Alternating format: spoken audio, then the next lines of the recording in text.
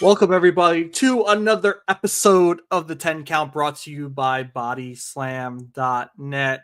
And before we get into our fun-filled prediction show, we have this Saturday, September 20th, All Out, starting at 3 p.m. Right after, we're going to have Wrestlepalooza, as Cody Rhodes would say on SmackDown. It's going to be one hell of a Saturday, but you know what we had? We had one hell of a week because your boys are grinding. Justin, you want to let the people know what our week was like this week? Our week was a week. Let's put it that way. Honestly, we've been at this podcast together and obviously with Court prior for well over a year and a half now. We've had many name changes. We've joined various different platforms. This past week that we just had was what I thought we could get to ever since the beginning. And I know I've told you and Court that it was a pinch me type of week. You know, we got to interview Matt fucking Tremont, one of the nicest guys in the world, by the way, but he is an absolute psycho. Love that guy. He was a tremendous interview. That is now live, still on the Body Slam Patreon right now. It will go live on our YouTube at the 10 Count Pod on YouTube this weekend. I believe Saturday will be the drop for no one that's subscribed to the Body Slam Patreon. And then last night we finished up a surreal interview with the Righteous, Vincent and Dutch, two guys that once again couldn't be nicer. Can't wait to see what's next for them. There was a little they've never spoken about something that we discussed before in the public, and Vincent said that. Just an incredible interview, which will be dropping on, once again, the Body Slam Patreon first and foremost for a few days. I believe probably within the next day or two. We're still editing it a little bit, just making sure it's all right and perfect. And then that'll be live to the public maybe Sunday, because I don't know if we're gonna get a quick count in. So we'll figure that out. But yeah, man, what a week. And you know, shout out. I know obviously your wife is pregnant. My wife. Shout out to the wives. Yes, because seriously. Shout out to the wives. Shout out to my wife Maria, your wife Jess, because they allow us to come down and just take some time to talk wrestling. And usually it's only twice a week, and once, you know, the Sunday is like a half hour. This was 3 nights in a row. So big shout out to our wives. Thank you guys for allowing us to just do what we love. But yeah, unreal weekend. Can't wait for everyone to hear the Righteous interview, and for whoever has already heard the Matt Tremont interview, I hope you enjoyed it, because we absolutely had a blast. Yeah, and it's also a little bonus if you attend a breastfeeding class with your wife before you do an interview. So you kind of get your licks in, and then you can go do an interview with an awesome tag team. I just want to give them, like you said, their props. Like the Righteous, man, they're so chill. I mean, we were bullshitting with them for a while too, before and after, and the creativity that I can't wait to see. Like you can tell both of them are raring to go. They want to show what they have to offer, all the ideas they have. Obviously, they didn't spoil too much, because, you know, wrestling's got to have secrets. And then Matt Tremont, man, like you said, nicest man in the world. I don't know how someone that nice can just take the carnage and create like that, symphony of carnage that he does in the ring, like week in and week out. And, if you're a fan of Matt Tremont, he's doing three matches this week. He's going to be in Phoenix tomorrow. He's going to be in LA on Saturday. And then in Sunday, he's going to be in New Jersey. And the man's defending that ultra violent championship twice this weekend. The man is a tank. He's awesome. All three of them were such legends to chat with. And, I can't wait to see what they got going on. And even shout out to, Ricky Yo and Bear Bronson, because they were also amazing interviews. I mean, I think we've pretty much gone 4 for 4 so far with our interviews. So I think we're blessed in that way. And I can't wait to see who we get, moving forward too. Yeah. First off, once again, Randy, howdy. Shout out to you on Facebook. And Zach, we were discussing what the day would be. I heard on the radio today that was Happy Cheeseburger Day, and you just threw a screwball there. Zach on YouTube says Happy Rice Krispies Treats Day. So happy Rice Krispies Treats Day. Wow, that's a tongue twister. But yeah, once again, just unreal week, kind of surreal. Can't wait for the future. I've already shared with you that I've been in talks with more people now that I truly think people have seen the work that we've done interview wise now and realize, all right, like they're not fucking around. Like it's going to be as professional as it can be. Yeah. So just can't. And we're not trying to rip for headlines. We're not trying to screw people over. We just want to have awesome conversations about their wrestling experiences. What we can look up to and look forward to, and just like bullshit about wrestling. And it's great. Yeah, and if you've seen one of our interviews before, you and I'm sure most of our listeners, fans, whatever you want to call them, we grew up loving this sport. We grew up loving professional wrestling. Like you'll hear on the Righteous interview, the Matt Tremont interview, like I was in that spot with my brother. Like I was taking like aluminum pans and just whacking my brother over the head with it when he was like 7 years old.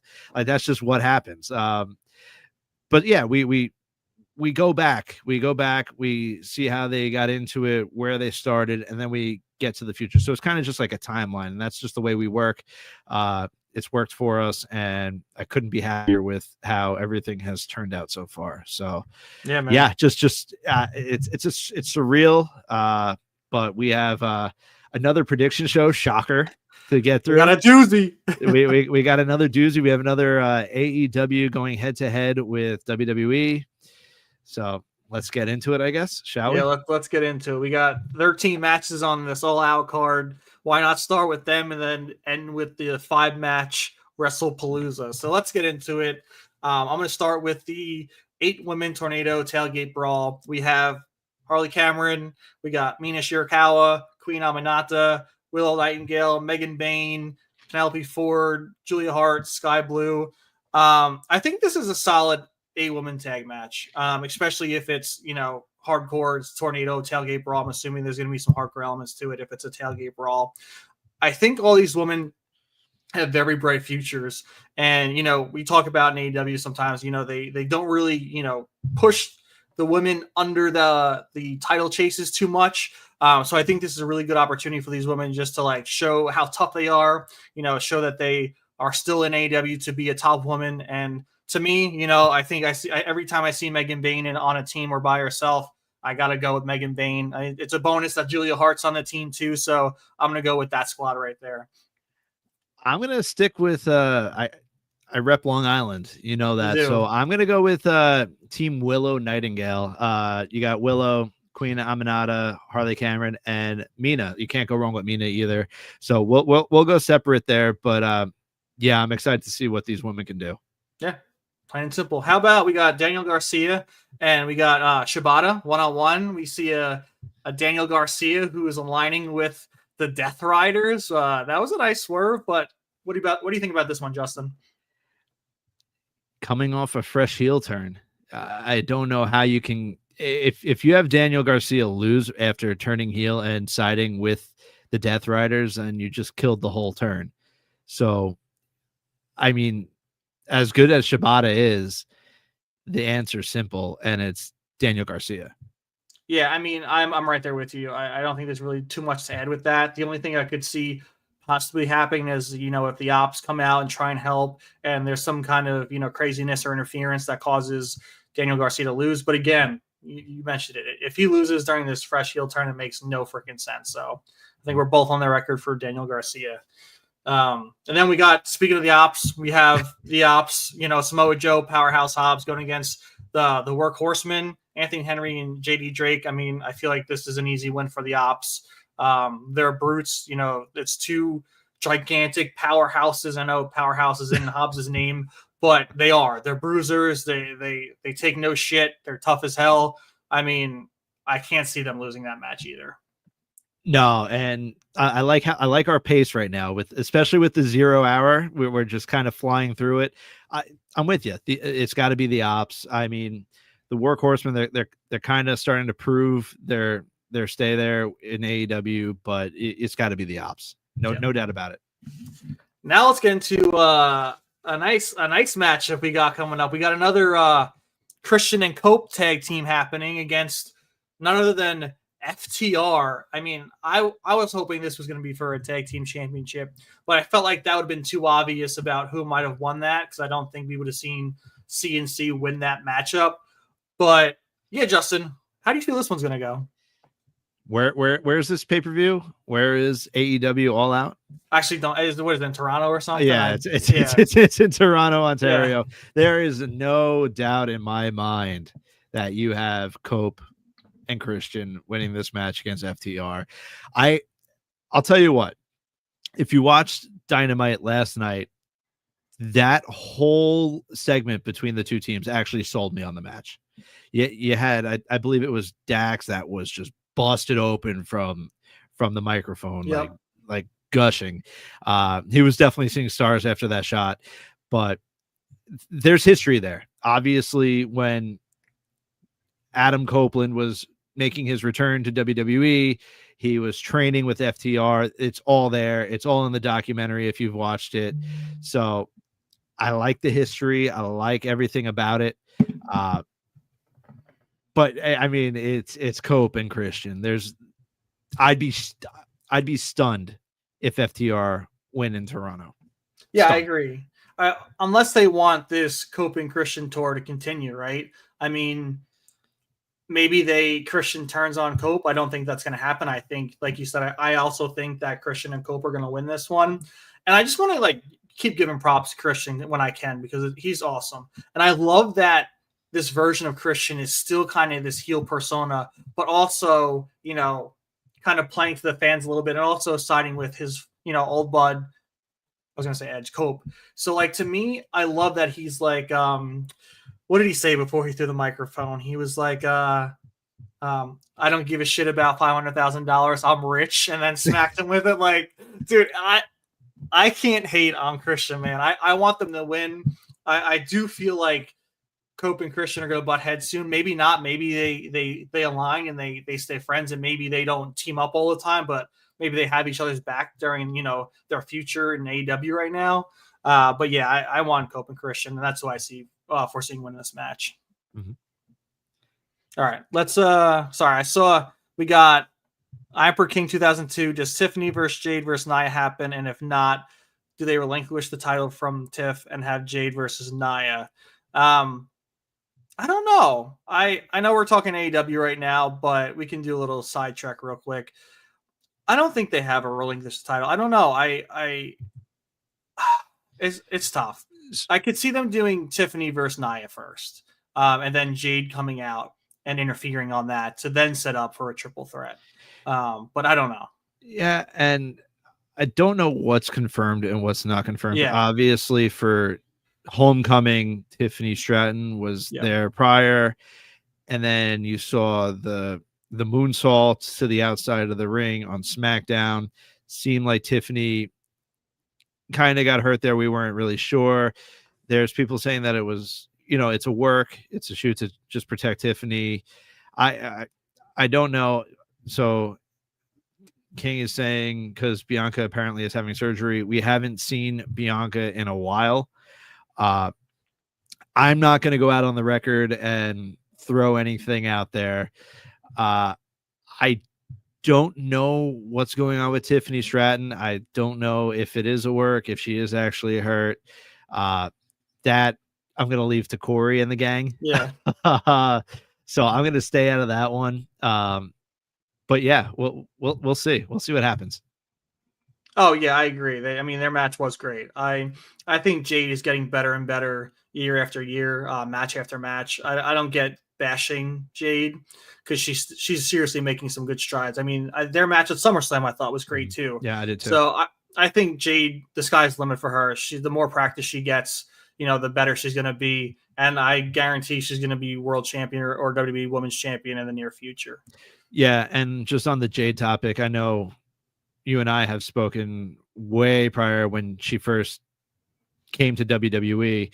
I thought it was smart of them to side her with Bianca because obviously the matches she was having in AEW, we people called her the Goldberg of AEW. So it was nice to get her worked in, let her continue to work her craft and perfect her craft. And now I think we're seeing it really pay off. Yeah. And I'll answer this question last. We're gonna get back to our AEW predictions, but is Julie getting a push? I think the Women's United States, realm right now is a little iffy. SmackDown's back to 2 hours, and I feel like it's hard to encapsulate everything they want to in those 2 hours. So that's why I think they're getting, unfortunately, a little bit of the back seat, which is a shame because, they kind of strapped this on her and then kind of release the gas a little bit. I hope they do kind of figure out how to weave all these titles in 2 hours, and I think they can. But I guess we'll see. Completely with you. Let's get back into the predictions for AEW. We have the Hurt Syndicate versus Ricochet and GOA. I feel like it's just tough because I am a big Hurt Syndicate guy. If they're on their way out, though, I feel like it's going to be, Ricochet and GOA. But if they're not, I feel like the Hurt Syndicate need this win, right? They just dropped the tag team championships. The cards have been down for them a little bit.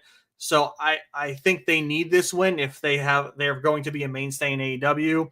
So I'm going to go with the Hurt Syndicate, but I'm going to go on record as saying if we do see Ricochet and GOA win, I feel like the Syndicate may be on their way out. I actually think the Syndicate's going to get another member. I think I once again, don't quote me, don't do anything, but I do believe that they're going to add someone to the Hurt Syndicate. I do believe the Hurt Syndicate win.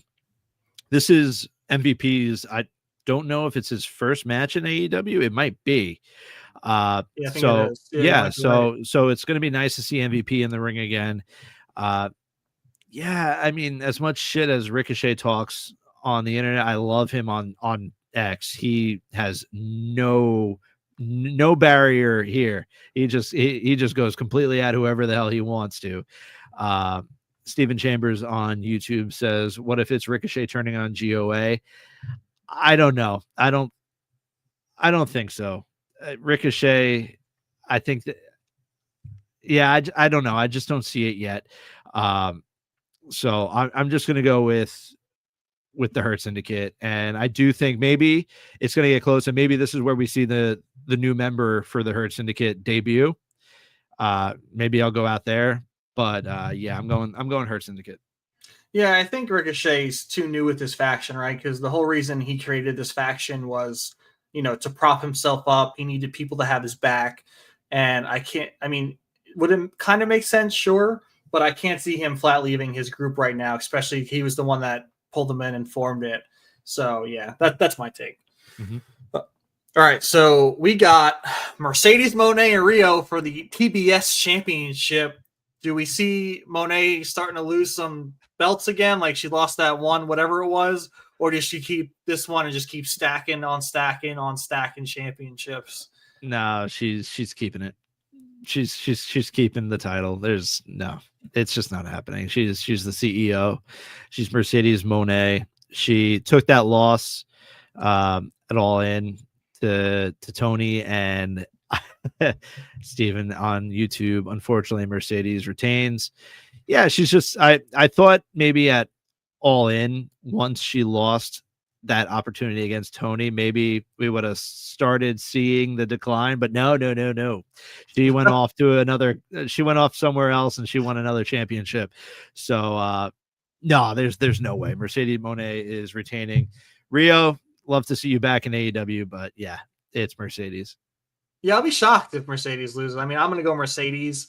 I think she's going to be a juggernaut for some time. I think she's going to hold this championship hostage for maybe another year. I can see it to the next All In or something where it's like a big stage where she ends up dropping it. But I want to see that. I love Mercedes Moné. I love Sasha Banks back in WWE. I have a picture. I'm packing this up because I'm moving within the next week. But I have a picture of Sasha signed to me. I accidentally told her I loved her when she was signing it. I don't know what I was thinking. I said, bye, I love you. And I was like, what did I just say? Court was cracking up when I told her that. But anyway, I think that, with the power and star power that she has, I think they just want her to keep that championship and keep it relevant, especially if she's going worldwide and winning other championships. They're all going to know her as the AEW TBS champion wherever she goes. So, yeah, I can't see her losing this championship match. Yeah, and there's a rumor out there on X. I'm not going to say who said it or what, but it's quite interesting. And I'm just going to mention it here. I don't know who she goes after, but there is AEW Dynamite coming up after this weekend. So after All Out, it's in Pittsburgh, Pennsylvania. And someone said that the doctor is in. So do we finally see the return of Dr. Britt Baker? It's to be seen, but the rumors are out there. The speculation's running wild. And if it is, thank God she's back, because they've just been wasting her while she's just been doing DraftKings ads on X. Yeah. So Wednesday is going to be telling. And if it's in Pittsburgh and she does return, she's clearly going to get cheered. Yep. So I see her going after the heel women's champion, which would be Mercedes Moné. So I think she would be going after the TBS championship rather than, we'll get into it, but spoiler, I think Toni Storm's retaining. So I don't think she'd be going after a face Toni Storm for the women's world championship. I want to ask you and Steven a question too. He was saying waiting for Athena to lose her title, only one in his opinion to beat Mercedes Moné. Which one of these three women's going to lose their championship first? Athena, Mercedes, or Toni? Like, who do we think is going to be the first woman? Because they're all on these legendary runs. Which one drops their championship first? I mean, if what I just said happens on Wednesday and Britt Baker confronts Mercedes Moné, I think it's Mercedes. Okay. That's fair. I mean, I'm right there with you. If that's the truth, man, I agree. But also, let's get into Toni Storm. She's in a fatal 4-way. We have Jamie Hayter, Chris Statlander, Thekla. Honestly, I'm gonna be with Steven. I think she has a chance to lose this match. It's a fatal 4-way. She doesn't have to get pinned, which is a great way for her not to look weak or anything. She can lose that championship without getting pinned, and then keep her relevant within the AEW Women's Championship realm. Who do I think is going to win the championship? I have no freaking clue.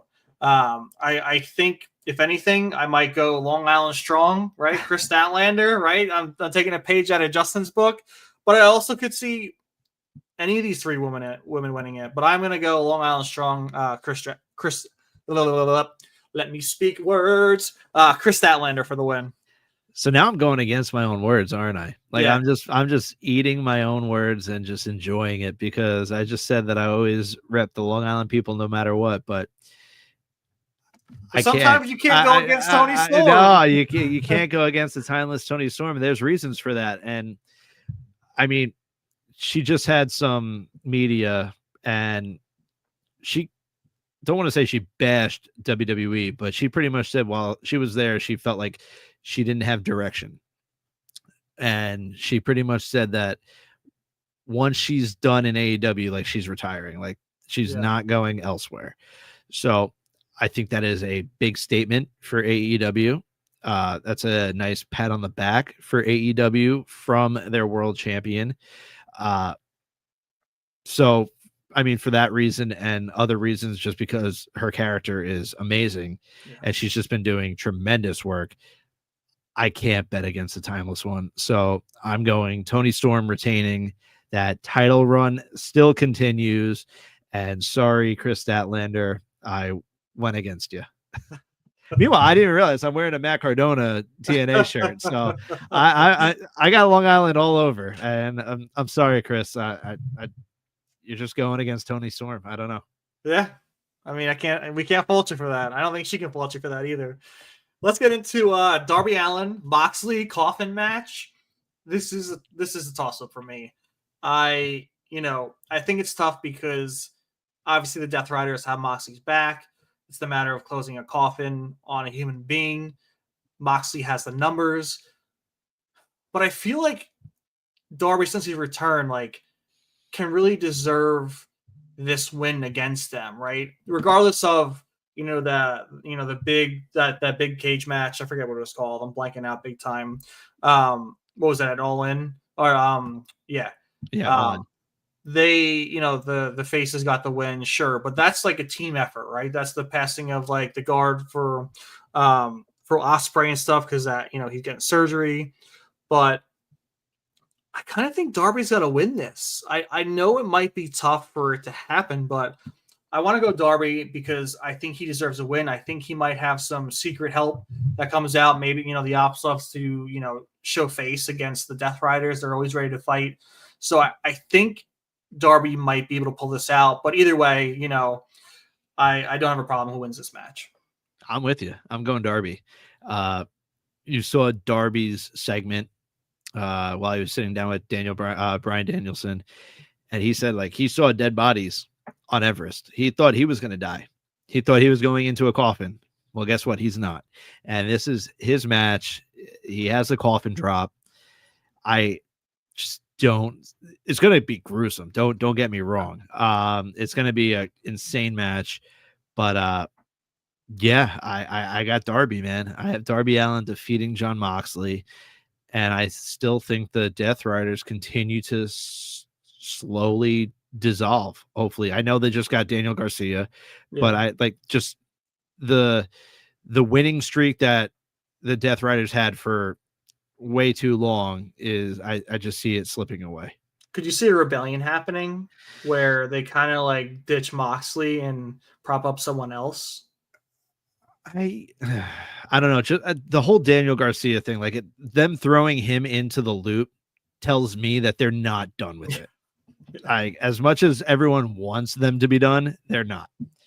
And they're just trying to add new blood to the mix to try to make it more relevant, I guess you can say, and just make it feel new. It's not doing it for me. I don't know. I don't think the turn happens yet. Give it another like 2 or 3 months. We'll come back to me in 2 or 3 months and I'll see how I'm feeling. But I don't think it happens Saturday night. Okay, fair.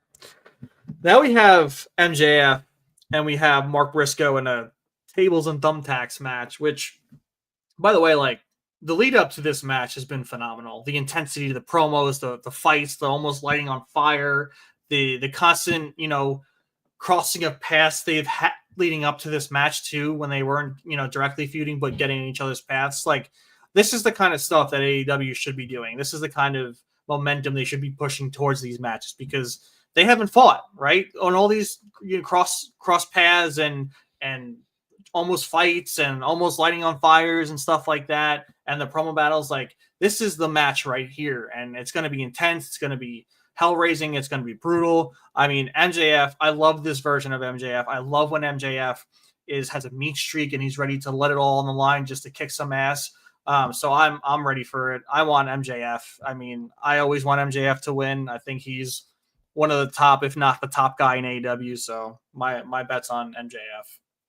Going back to Long Island, baby. Finally, I felt dirty not picking Chris Statlander. We're going MJF. How can you bet against him?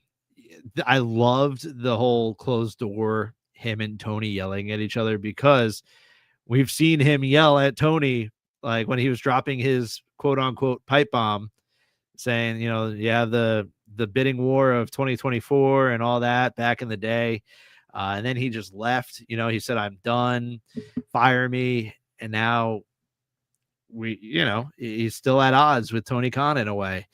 And I just love the whole route that they're going. And I love that Mark Briscoe obviously had to okay what MJF said at the end, because that was deep. And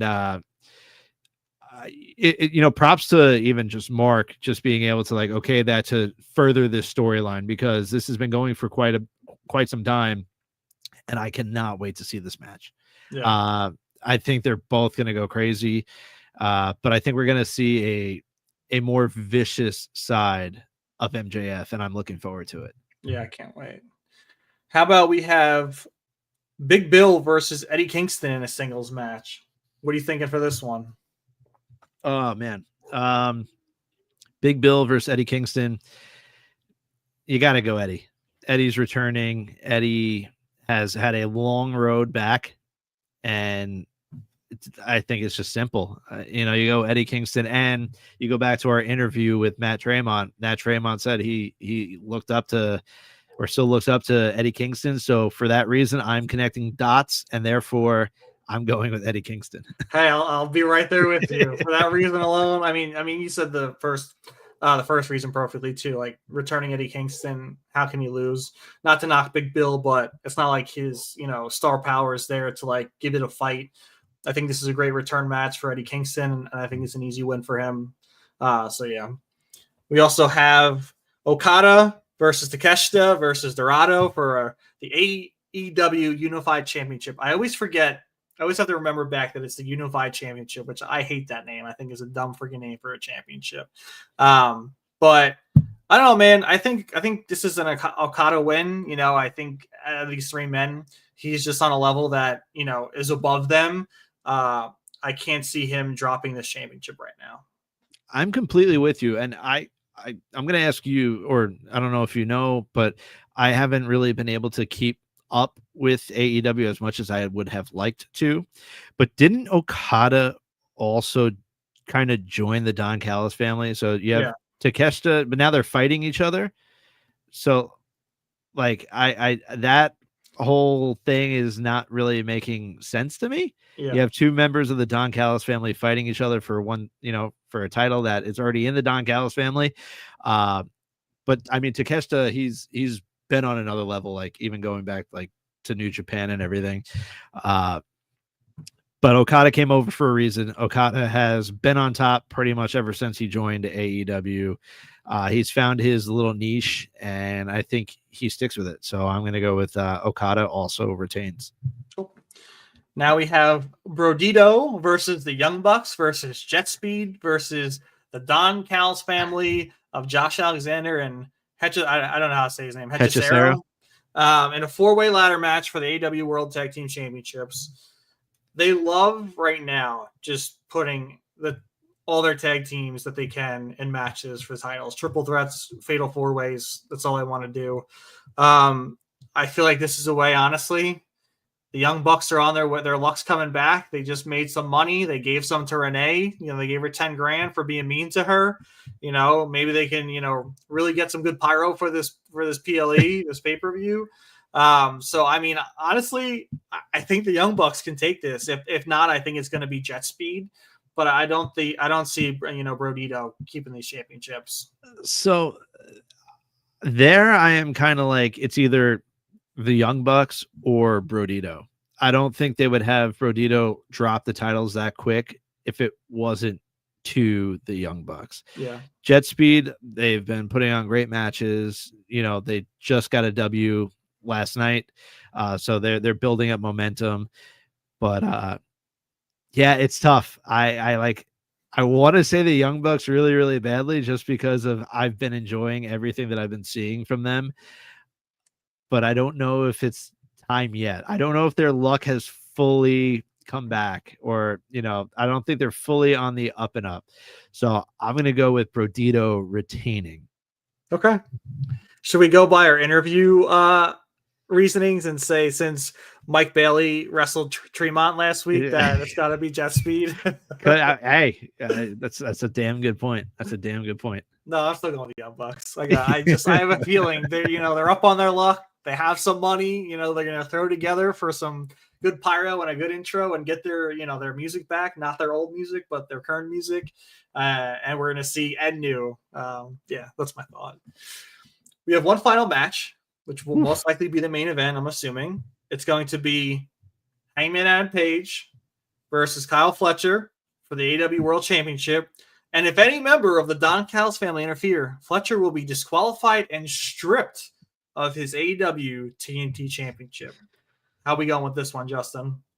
And still, Hangman Adam Page. It feels like Fletcher was kind of jolted into this spot. Obviously, he has the TNT Championship. I don't necessarily think it needed to be him. We are both on record saying how much we like Fletcher, how much he's come into his own, how much of a beast he's been, and how much of a beast he's becoming. But I think there could have been different options for this match with Hangman Adam Page. I just don't see Fletcher becoming a double champion right now. I just don't see it. So therefore, I'm going and still Hangman Adam Page, AEW World Champion. Yeah, I think they kind of cornered themselves with this, because when we spoke about this after he won the championship off Moxley, there wasn't too many people that are top contenders that are heels. They stole one with MJF, but he still has a contract, right? And then we spoke about this. The only other person that we could really think about being deserving of a championship match was Kyle Fletcher. And here we are. He's in it. I don't think he's going to be double champion either. Hangman came off that huge win. I think he still has a lot of time in this reign. I think it'd be stupid to kind of cut it short for how long the Death Riders had that championship hostage in a suitcase. So I definitely think it's end still with Hangman, but I'm just concerned about who they can push moving forward after this. Like if you're going full heel on heel, especially with Ospreay and Swerve not around, who's the next person up at this point? I feel like they're like scrounging for talent to throw at Hangman. And that's a shame because, they have plenty of people, but their other top stars are mostly faces for the most part. So I think they need to do some kind of like talent management and start kind of prop some heels up and see where that goes. But yeah, I agree with you and still Hangman Adam Page. Yeah, you're right. They lost Swerve, they lost Ospreay, but they're also both faces currently. I think the answer's to me it's obvious. It's MJF, and that's why MJF has to win Saturday against Mark Briscoe to keep building that momentum. He still has his contract to cash in, obviously. So yeah, it to me it's got to be MJF. I don't know who else possibly there is right now that will fill the spot against Hangman and actually makes it believable to me, like, oh shit, like Hangman can actually lose tonight. Exactly. Yeah, and that's the tough thing too. Like with these matches, like we want to be on edge. We want the surprise factor. We don't want to be like, oh, this is a throwaway. This is an easy Hangman to win. Like give us some shock value. Give us especially with kind of removing the Don Callis family. I feel like that kind of throws a swerve in it too, because if they kept them in there, maybe he does have a chance. And maybe if all these family members are coming out, does he really have the opportunity? And you can play it as, he fights them all off and wins. I think that's fair, especially off, what he did to beat Moxley. He kind of did the same with some help. So I don't think that's far from the realm of how, that could have played out. But completely removing the Don Callis family to me was kind of a dumb idea. And it kind of made it too obvious, in my opinion. And maybe we're shocked that they shocked the world and Kyle Fletcher becomes double champion and we eat our words. And I'll be the first one to tell you next Wednesday or on Sunday. Well, I don't know if we're doing the quick count on Sunday because I have baby classes all day. I'm just filled with baby stuff. And side note, sorry about all the lack of quick counts. The Sundays have been very busy lately. And if you see, this is the first time we've been on Thursday night in I think 3 or 4 weeks. Yeah, 2 or 3 weeks. Yeah. We've had busy schedules, but we're gonna hone it back into the normal time slots sooner than later. But next Thursday, I'm thinking that I don't have to eat my words, and Hangman will still be champion, and Kyle Fletcher will still have his TNT championship, and we're gonna go from there. Yeah, no, you said it. It's got to be Hangman. Once again, I don't think they make Kyle Fletcher a double champion. Obviously, Don Callis family being barred from ringside because then Fletcher will be stripped. It's just not. I just don't see it. So this main event is just in a way predictable for me, Yeah. and I'm just waiting now for MJF and Hangman, because then I will be like, all right, now we can see a title change. Hell yeah. Yeah, I agree. So AEW Out's done in the books. We're going on to like what 7 p.m. now, 8 p.m. I think it's 7 p.m. We have Wrestlepalooza, and I want to start off with the 17 never seen, the last real champion, John Cena versus Brock Lesnar. A lot of people have wavering opinions on this matchup, for reasons, but I feel like this has got to be a John Cena win. I think John Cena cut the promo. He never backs down. He withstood Suplex City and he's still standing. And I think this is a perfect time for him to get that kind of revenge over Brock Lesnar. I think it's perfect. Maybe we see Cena just attitude adjust Brock Lesnar like 20 times and then pin him off the bat. Like that would be pretty freaking epic if you ask me. And we see attitude adjustment city or avenue. I don't know, freaking know what it could be called. But I think that obviously John's not going to lose to Brock on his way out. I think that would be silly. And I think if they can make John look super strong against Brock on his way out, I would be all for it. You just literally took the thought right out of my mind. It was announced on the Pat McAfee show that this is going to kick off Wrestlepalooza. So I believe Brock Lesnar is going to march down to the ring, lose to John Cena, and he'll be on a jet out of Indianapolis by the time match number 3 starts. Yeah. I was thinking, Cena has been doing these callbacks and all this stuff to all his former opponents, and clear as day, one of the top memories is Cena just going to Suplex City. And you just said it. I would love to see Lesnar get squashed by John Cena. If Cena just went, like you just said, attitude adjustment, and just pinned Brock Lesnar within like 8 minutes, I would lose my mind, because I think it would just be perfect. And that would just continue to build up Super Cena into his final match, where we'll get into it. But hopefully, I've said it, I hope he loses to Drew McIntyre. But yeah, oh my God, if he squashed Brock Lesnar, I'll go crazy. I will absolutely, I will feed off it. I just don't know where you go with Brock after that, if Brock gets squashed. But it's Brock Lesnar and he shows up once in a blue moon. So yeah, whatever. We'll see what happens. I'm all for the squash match. So bring it on. John Cena is going to win this match. Yeah, I mean, if Brock Lesnar's off TV for another year and a half, 2 years, and comes back, I was going to forget that he got squashed by John Cena. Like, holy shit, he's back. He's going to just toss someone around like they're a rag doll and then continue his day. So yeah, I definitely agree too. I don't think he sits and hangs out for the rest of that pay-per-view with the PLE. I think he's going to be gone, like you said, the moment he can. And why not be 8 minutes into the show? Get home early. Chill, have a nice big steak or something. I'm not sure if he's a beer guy or whiskey. I don't know what he drinks. Maybe it's just water. I don't know. I mean, he's in incredible shape all his life, so maybe enjoy some water. I mean, I think when he faced off against Seth at WrestleMania, they kicked off the show. Seth won the title, and I think it was like Brock was just out. Brock showed up, did his work, got paid, and he was gone.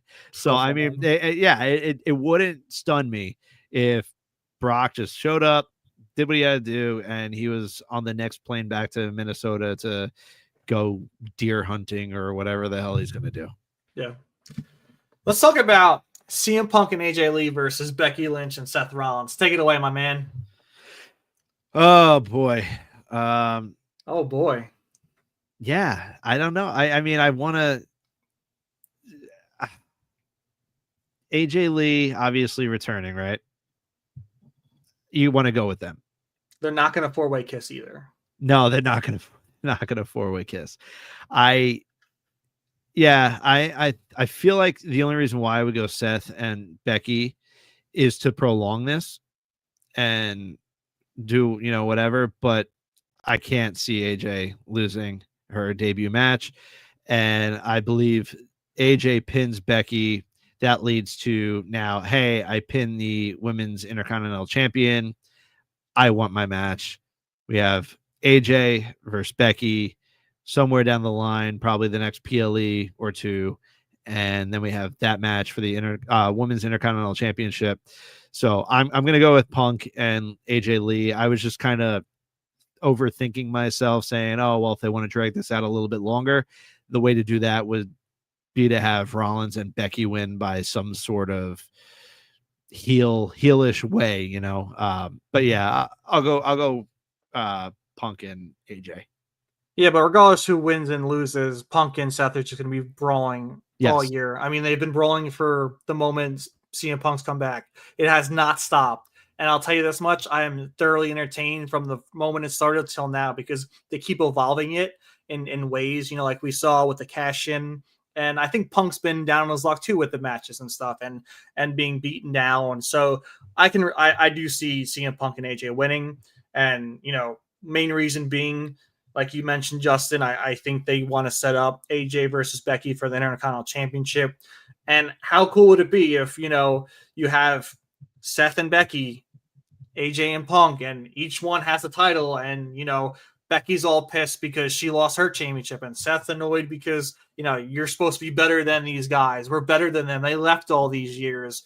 And, AJ can flash that championship and, be cheered out the arena and get everything which she wants to get chanted. I just absolutely loved the whole, interview that AJ had. And then CM Punk had it live while she was interviewing say, we're not going to four-way kiss. Seth curb stomp AJ, Hell in a Cell, Punk versus Seth, Becky versus AJ Survivor Series. I kind of disagree with that because they're trying so hard not for the men to not touch the women for some reason. And I think it could work in this instance, right? Like even if Punk put Becky on his shoulders for a GTS and force Seth into a championship match, I think there's ways they can go about it, but it feels like they don't want to do that for whatever reason. It's always, it's very one-sided. It's always, the woman being able to put their hands on the guy. And I think WWE is just being kind of weird about that. I miss the days where, China could fight any, men's wrestler and kick their ass. I mean, we could watch Rhea Ripley fight any, men on that roster and, put up beat them, put up an amazing fight, be right there tit for tat with them. I mean, it's weird because like nowadays, like, the women are right there with the men. And like back when they let that happen, you had like divas get RKO'd and, women that it wasn't really believable with, getting hit by men. But now it's like, maybe they don't want Rhea Ripley to knock out the guys and just like completely diminish what the men are doing. I don't know. I'm curious as to where you think after this match they go with Seth and Punk, because I think a few weeks ago, maybe even a few months ago, after SummerSlam, you kind of brought up the fact that this is going to be a long play up until Mania, and then we'll get that rematch of Punk and Rollins at WrestleMania main event. Punk, I know he main evented a WrestleMania now, but he truly will get to main event either night 1 or night 2, wherever that may be. I don't think you can continue along this path and still get to WrestleMania, because at that point we're in September now. So we still have quite a few months until our next WrestleMania. So I feel like after this, Seth and Punk kind of go their own ways for a little bit. We still get Becky and AJ, but I don't think we see Seth and Punk rekindle this probably up until maybe the Rumble, I would say, maybe, or you get like a team Seth versus a team Rollins at Survivor Series in like a War Games match. But yeah, other than that, like I feel like after Saturday, you're going to kind of see Seth and Punk kind of break off. And you can kind of see Seth getting pissed off with Becky, saying like, you're dragging me into this. Like, I don't want to be here now. I got to take care of it. So if you do see AJ pin Becky, I think Rollins could be like, well, that's your issue. You brought this upon us, and now you got to go finish it. And then that can lead into AJ and Becky. But I think he's just going to kind of want to say, like, all right, I'm done with Punk. Like, I don't want to think about Punk anymore until we get a few months later down the road. No, I agree. I think, Punk and Seth do go their separate ways, because if Punk and AJ win this, right, Punk gets his win, so he doesn't have to keep, ferociously going after Seth. And why would Seth go after CM Punk? He's the champ. Doesn't make sense. I honestly think his next step after this WrestlePalooza match is Roman. I think we go into War Games, like Steven Chambers said, it's already lining up. You have the Usos, you have Roman, maybe LA Knight in there to go against the Vision. And I don't think CM Punk's a part of that. I kind of think he does go his own way. Maybe he has a feud with someone else that leads into, eventually his maybe Rumble win, maybe Elimination Chamber win to get his title match against Seth. But yeah, I definitely see them going their separate ways. Yeah, absolutely. Let's get into what do I want to pick. I brought up the Usos. Let's do it. We got the Usos versus the Vision, and we just, brought up possible War Games. And in my opinion, I feel like it's going to be the Vision. We're seeing Jimmy kind of, sway in his opinions on what his brother's saying. Jay's being very Roman-esque. He's being very OTC-esque. He's kind of trying to force his brother around. I think we're going to see some kind of divide happen during that match. It's going to cost them that match. It's going to be great to see all the Uso highlights. I think the crowd's going to go crazy for them. I mean, I'm excited to see them back together. But ultimately, I think because of what we're seeing on Raw leading up to what's happening, I think there's going to be some division that happens during that match. It's going to cost them that match, and the Vision are going to win. Yeah, so we're going to go sweep here. So Steven's picking the Vision as well over there on YouTube. You're going with the Vision. I am also going to go with the Vision. Like you said, you pretty much have said it perfectly. I feel like they're teasing a Jay heel turn in a way. Obviously, he was on the phone. We mentioned this the last time. Clint McDowell on YouTube says, "Yo, guys, what's going on, Clint? How are you?" Yeah, who do you think's going to win this match? Yeah, I think the Vision need it more, especially if Seth is going to lose. The Vision has to somehow remain strong, and if Seth and Becky are going to take the loss, you got to go with the Vision. So yeah, for that simple reason, the Vision. Paul Heyman come back for WrestlePalooza? I don't think so, because when he returns, I think it's going to be to help Seth. Okay. I don't think it'll be to help the Bronze, but I could be wrong. I could definitely be wrong. I think they're going to hold off on Heyman coming back for, what's next month, October? Maybe, if they can go another 2 months, maybe Survivor Series, but then at that point you're in a War Games kind of situation where I don't know how he can help. So I don't know. I really don't know. I just don't think it's Saturday, but I can be completely wrong. I've been completely wrong before. Yeah, Clint, we agree with you. John Cena is going to bring Brock Lesnar to Attitude Adjustment Avenue. I'm pointing it right now. That's what's happening. AA after AA after AA. It's so hard in my soul not to call it an FU, even to this day. Like, to me, that's what that move is. I hate that it's an AA, but I got to grit my teeth and say what it is, because that's the truth of the matter. But yeah, we spoke about this a little earlier. John Cena's not going to lose to Brock on his way out. Correct. Let's get into Io Sky, Stephanie Bakir, Women's World Championship. What are you thinking, Justin? We got Stephanie Bakir that's going to win, and it's going to happen because Io's getting turned on. Yep, we're getting heel Asuka. Kairi Sane, she's still kind of stuck in the middle of whatever the hell's going on with them. But Asuka is definitely going to.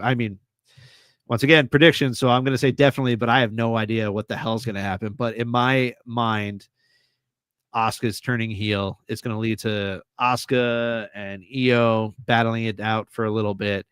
Stephanie Bakir with Asuka turning heel. Yep, Asuka's going mad right now. She's about to blow a gasket.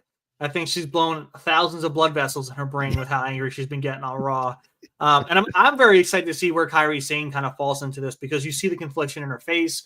She doesn't know what to do. So I'm curious to see how they pull her. Do they make her go full-blown heel with Asuka?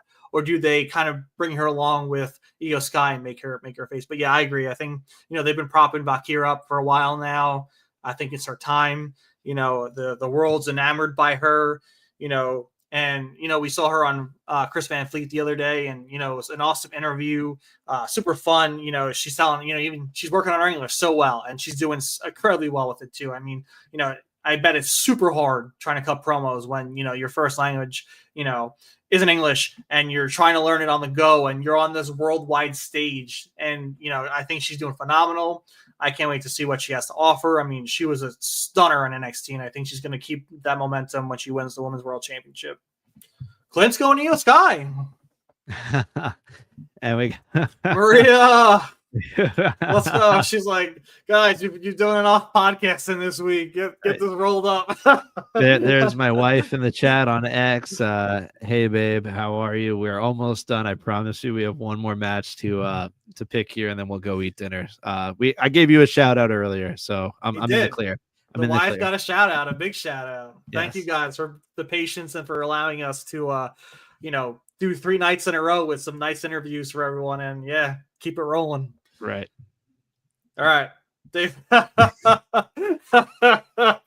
57 of podcasting. It feels like that, I guess, right? 57 days straight, just grinding away. All right, let's get into it. Last match, we have Cody Rhodes, Undisputed W Championship. I can't even speak anymore. Going against Drew McIntyre. You want to take this one? Yeah. I'm going to go with Court's guy.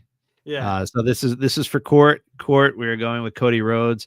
Fog, I'm sorry. It's just what Drew McIntyre does. He just he gets into main events for world titles and he loses.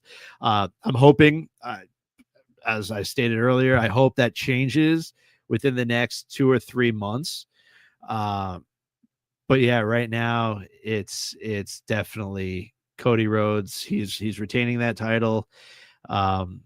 And yeah, Drew McIntyre is going to continue on, and hopefully he ends up beating John Cena in his retirement match, and then we can build towards Drew finally winning the title that he deserves. Yeah, and Maria, your wife, even said Cody's got this. I mean, that's 3 of us. Cody Rhodes, man, he's going to retain. Just got back from filming Street Fighter. He might still be, filming Street Fighter. I don't know how long that film process is taking for them, but I mean, it's got to be him. I mean, I don't think he's going to lose after being off TV for a month. I don't think that makes sense. I think they're going to push him a little bit longer to be the champ. He's the guy. He's the face. He wouldn't be doing Street Fighter if he wasn't the face. That's why him and Roman are both doing, a movie together. So that's about it, folks. We went through 2 PLEs. Saturday's going to be a big day. Make sure to tweet us at our Instagram handles. Jesus. Tweet us at our X handles, at JStar02. At TLP Max _ TLP. I can't speak anymore. I'm so fried, dude. I got you. I got you. I got food. you. How about you wind this one up, because I'm done. I got you, brother. It has been one hell of a week. Obviously, the Matt Tremont interview live now on the Body Slam Patreon. As I said earlier in this podcast, please go subscribe. You can listen to it now. It will be live to the public on our YouTube at the 10 Count Pod. For that matter, at the 10 Count Pod on all social media. Please give us a follow. Once again, still trying to build up to 100 subscribers. I will keep saying it until we get there on YouTube. I know we will get there eventually. But yeah, that'll be live on our YouTube Saturday. And then we have the Righteous interview. We will finish Ty's editing that one. So Ty will finish editing that hopefully tonight. We'll get that up for Body Slam Patreon probably within the next day or 2.